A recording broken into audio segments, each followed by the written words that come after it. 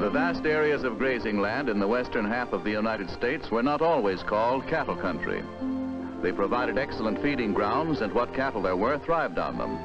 But the long distances to market and consumer made the production of large herds an uncertain undertaking. Not until the building of the railroads, the vital link between the grazing lands and the selling centers, did the livestock industry make the West the prosperous agricultural empire it is today.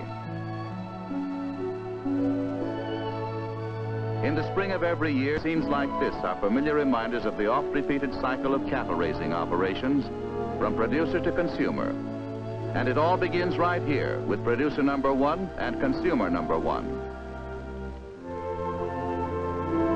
But not without the land, with its life-sustaining elements of food and plenty of clean water, will animals attain their proper growth or the stockman reap his reward in financial gain. Land such as this, if grazed with care, will help to produce quality cattle. Cattle that show the benefits to be derived from careful handling and good grazing land. This land, with its sparse growth, has been overgrazed, permitting erosion to set in and take its wasteful toll. In some places, hillsides are terraced to prevent erosion. This keeps the earth from washing away. And as grass grows in the terraces, its roots hold the soil in place. Others resort to reseeding, and seeding by airplane is considered efficient on large areas or on some inaccessible places because of its coverage and saving of time and labor. Water and seed have reclaimed the land to the left, which once was all sagebrush like that to the right. Planted grass saves hilly land from erosion and provides good grazing. There was a time when this beautiful valley was only average rangeland, the native grasses sustaining cattle in moderate numbers per acre. But seed and water have wrought a vast improvement. Today, these irrigated hay and pasture lands produce more abundant feed and support a great many more head of cattle. Let's consider the food elements essential to the growth of good beef animals.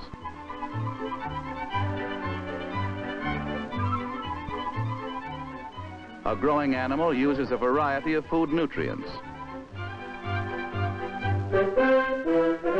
Some important nutrients a growing animal needs are proteins,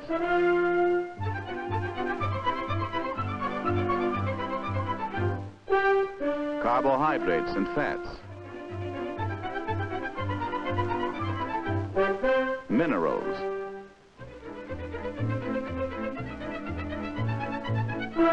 vitamins,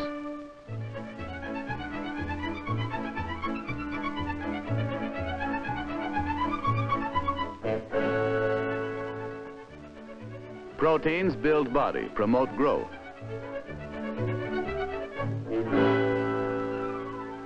Carbohydrates and fats furnish body heat and energy. Minerals build frame, maintain body processes. Vitamins promote growth, health, thrift.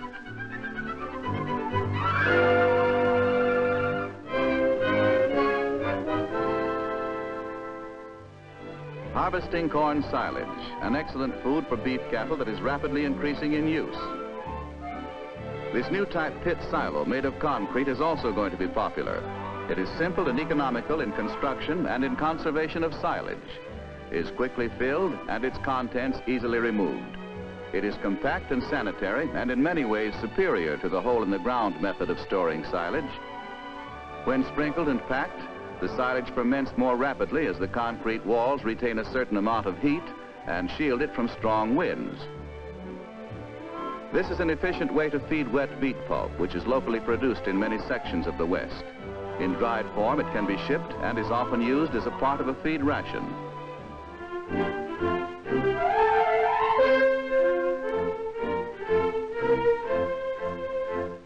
"100 pounds of dry beet pulp fed to beef cattle replaces 835 pounds of wet beet pulp, or 630 pounds of sugar beet tops, or 400 pounds of dent corn silage, or 87 pounds of wheat.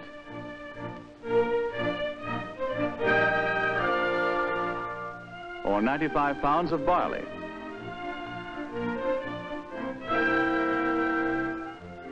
Or 92 pounds of number 2 corn.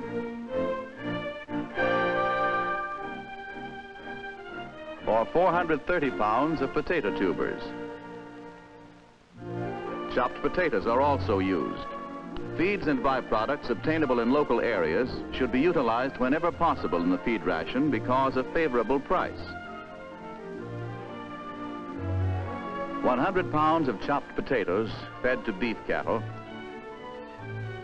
replaces 22 pounds of barley, or 21.5 pounds of number 2 corn, or 20 pounds of wheat.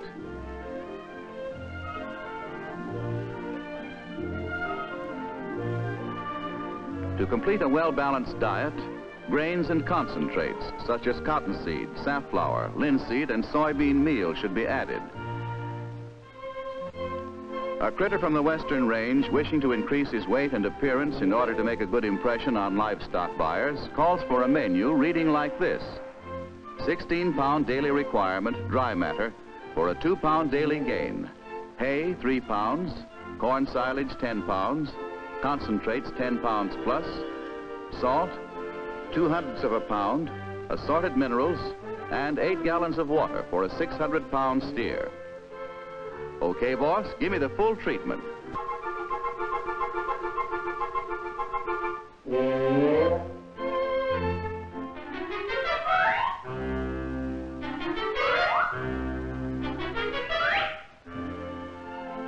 But the basic feed for raising beef cattle is roughage.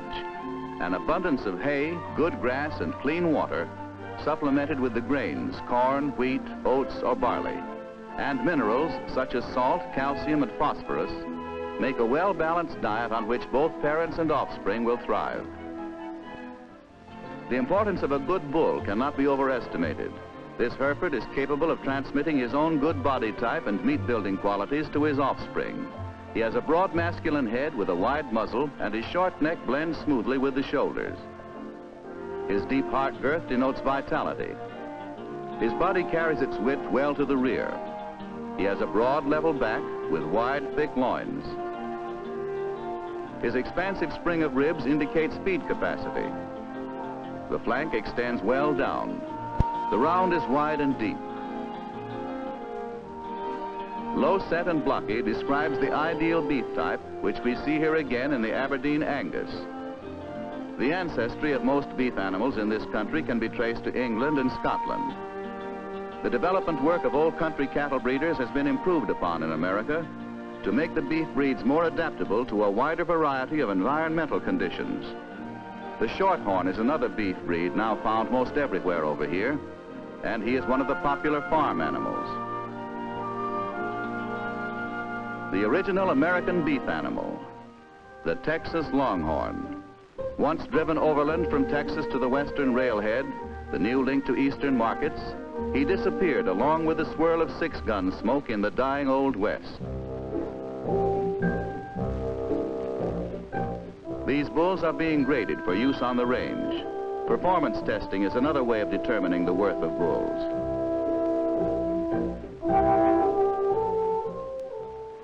Livestock tours, sponsored by cattle associations, livestock journals, and colleges, foster interest in breed improvement programs, herd management, and marketing methods.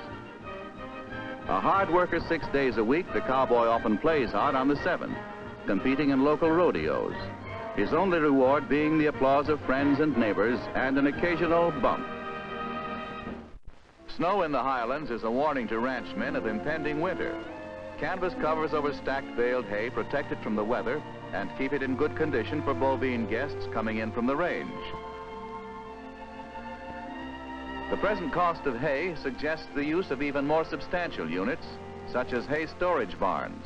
These men are breaking a stack and loading a bobsled from which to distribute the hay among the waiting cattle. When the boys throw it out on the table of snow, those critters go for cold hay like it was hot soup, and it has the same warming effect. The proper winter feeding of cattle is quite an art. Carrying them through the winter in areas of severe climate and deep snow calls for considerable skill and know-how. An unlimited supply of fresh water close to the feeding area is also important. To combat winter's cold and maintain good condition, high-protein concentrates are a valuable supplement to the hay. Cottonseed, safflower, linseed, and soybean meal in pellet or cake form are common high-protein supplements. The use of feed bunkers prevents waste.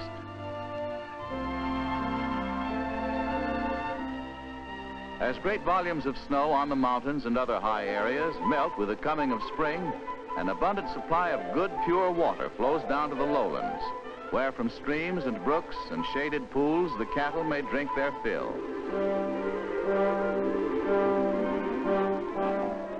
Snow runoff and precious rainfall are another source of water, captured here in a man-made basin. Wells provide a good supply. Water supplies, strategically located, encourage even distribution of cattle on the range. A spring and a log trough solved the water supply problem in this location. The trough was made by burning out the inside of a yellow pine tree. First, a tree of proper diameter is felled and cut to desired length. Starting about 2 feet from one end of the log, notches are cut about 15 inches apart. At each notch, a hole 2 inches in diameter is bored from the top to the center of the log. The holes on top serve as chimneys and supply the draft for another row of holes bored from the side at right angles to the top holes. The holes in both rows must intersect at the center of the log. Shavings are used to start a fire in each hole. The heartwood ignites quickly, and the sapwood, because of its moisture content, remains undamaged. Yes, the top holes make fine chimneys, and in a few hours the log is burned out, leaving only ashes in the sapwood shell. The sections of sapwood between the holes are then cut away.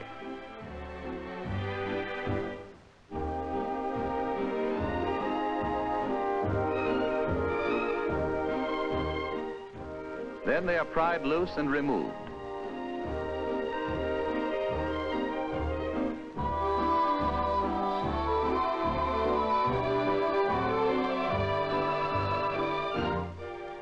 Dirt is thrown on the burning embers to put out the fire. The dirt and ashes are scooped out. The first hole was bored 2 feet from the butt cut so that the fire wouldn't burn clear to the end of the log. When the butt and top ends are squared off and a little trimming is done, the trough can be skidded into place. With a few short lengths of pipe to bring the water from the spring, an inexpensive water trough is ready for use. A fence around the trough keeps the cattle from fouling it. These cattle are thirsty. An empty trough becomes a range tragedy. Therefore, an unfailing water supply is an absolute necessity. It's calf branding time, early summer on the open range. In this operation, the cows and their young but sturdy offspring are herded into a conveniently located pole corral.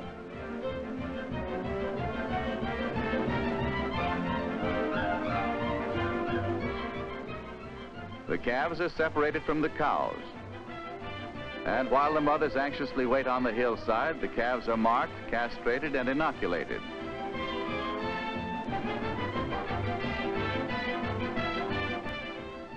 Well, mister, you got a mighty nice crop of calves there.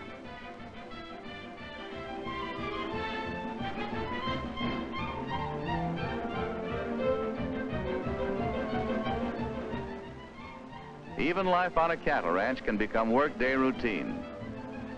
So an occasion like this, fraught with strenuous activity, brings out the best roper in the neighborhood.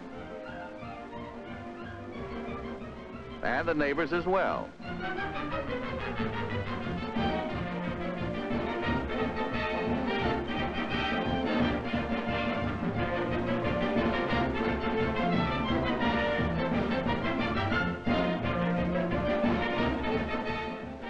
In addition to branding, sometimes the calves' ears are notched for quick identification.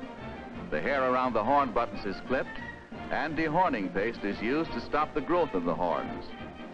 Other methods involve removal with dehorning tools.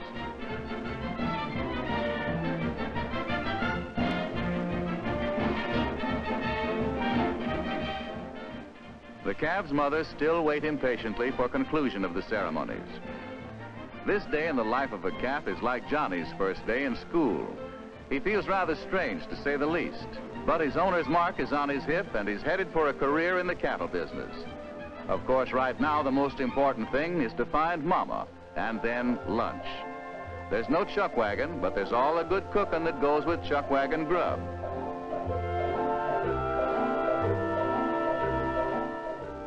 In many operations, calves are born in meadows at the home ranch. This youngster might not have made it if it weren't for the ingenious little wagon that carries him to warmth and shelter while his mother carries his lunch. And here's news for you green hands. It's a man on horseback, not the stork, that brings him. The cutting gate is less spectacular, but a more efficient way of separating cows from calves for branding at the home ranch. The tailor-made calf chutes are cut to size to prevent crowding and keep the calves in line.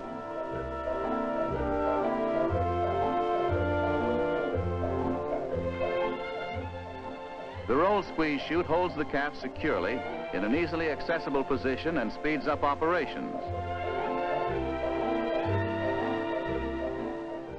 Any method that preserves the well-being of the animals and contributes to the prevention of damage to them finds a ready welcome from the livestock industry.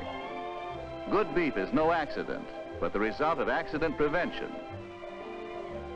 This is generally considered an improved method of handling cattle on the home ranch and on the range, as this operation of branding and inoculation is conducted more rapidly and efficiently, with less wear and tear on the animal and with a minimum of work on the part of the men involved.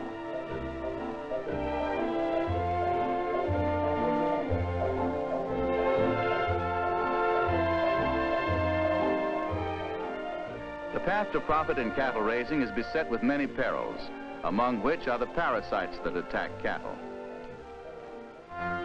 One of these is the heel fly. It lays its eggs on the hair of the animal's heels. The resulting larvae, over a period of months, work their way up through the animal's body and emerge through the hide on its back. The grub drops off to pupate and turn into another heel fly in an endless cycle of insect infestation that costs the beef industry millions of dollars, all due to this harmless appearing grub. An example of the damage it does to hides is shown here. Many otherwise fine pieces of leather, in fact, the best back sections, are thus rendered valueless. Cattle lice irritate the cattle, producing nervousness and loss of weight. One preventive remedy is the immersion of the animals in powerful insecticides.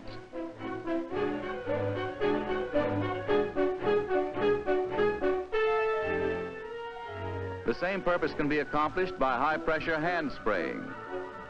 But little can be done by individual operators unless all others in an area follow the same practice. This type of chute has fixed sprays which cover the animal completely. And this portable unit can be taken to the herd instead of having to move the cattle to the sprayer. The business of raising cattle cannot be conducted like other types of enterprise, but is rather a way of life. For the cattleman must live with his business. The home ranch can be as modern and well-appointed as one can afford or choose to make it, varying in size and value from a modest home with simple working units to the sumptuous country estate with its ultra-modern operating plant. Successful operators have found that business facilities and living accommodations of comfort and good taste can be enjoyed in close proximity. At any rate, practical and convenient working units are. The plan of an actual operation is here shown in detailed diagram.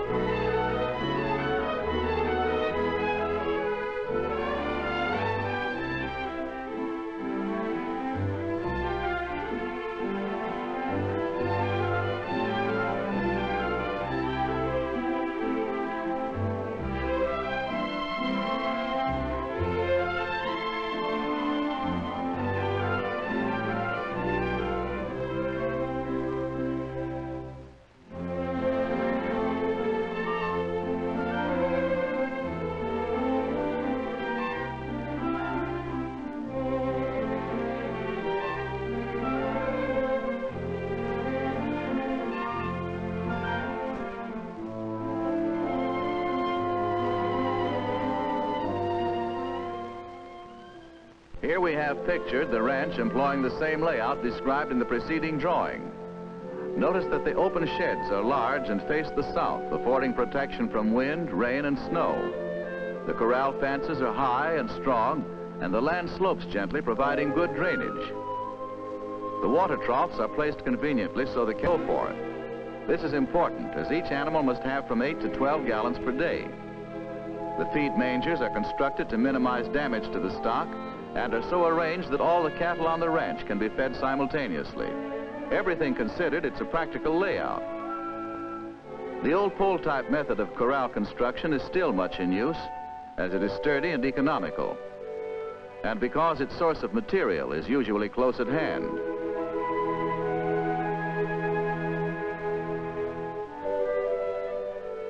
All over the western cattle country, with the coming of fall and market time, big roundups are taking place. And as the feed requirements of range cattle cause them to spread over distant areas, it's necessary to seek them out and gather them together at roundup time. The drive should be unhurried so that weight loss is kept to a minimum, and calf-bearing cows suffer no ill effects. Prevention of loss or injury is of vital importance, as the cattleman has worked all year preparing for the shipment of his cattle in the best possible condition. Carelessness in handling at this stage of operation would mean waste of labor, time, and money. At the final roundup here in the valley, the animals are sorted and separated under the owner's brands. Steers to be shipped to market or to preparatory feedlots, and calves born the preceding February or March are placed in separate sorting pens. Steers to be held for winter feeding are cut out, and also calf-bearing cows that require watchful care at the home ranch. Note that in each step of this operation, the animals are handled with care. The marketable animals are headed through chutes to be loaded into waiting trucks, which will carry them to the railroad stockyards.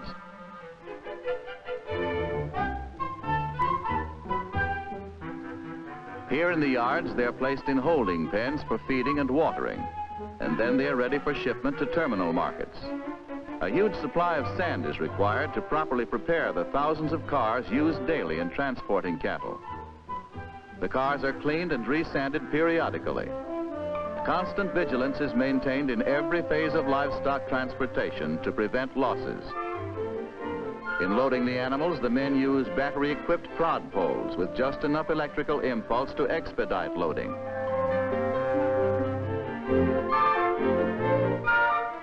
New methods are constantly employed to ensure their well-being and safe transit to their various destinations. In the Union Pacific West, modern, fast, and powerful diesel engines, built to carry heavy loads at high speed, are regularly pulling out the long trains that make the cross-country runs to markets in the east, as well as on the west coast. Speed in getting his stock to market is money in the cattleman's pocket. Every year, employing the skill and know-how acquired by the constant study of improved methods of operation, he ships his cattle with the justifiable expectation of a correspondingly good return. The annual beef operation nears its completion with the swiftly moving roller-bearing trains that carry his valuable cargo of perishable and indispensable merchandise to one of the nation's major livestock markets. American institutions representing American free enterprise, and into which is siphoned daily the product of enterprising citizens.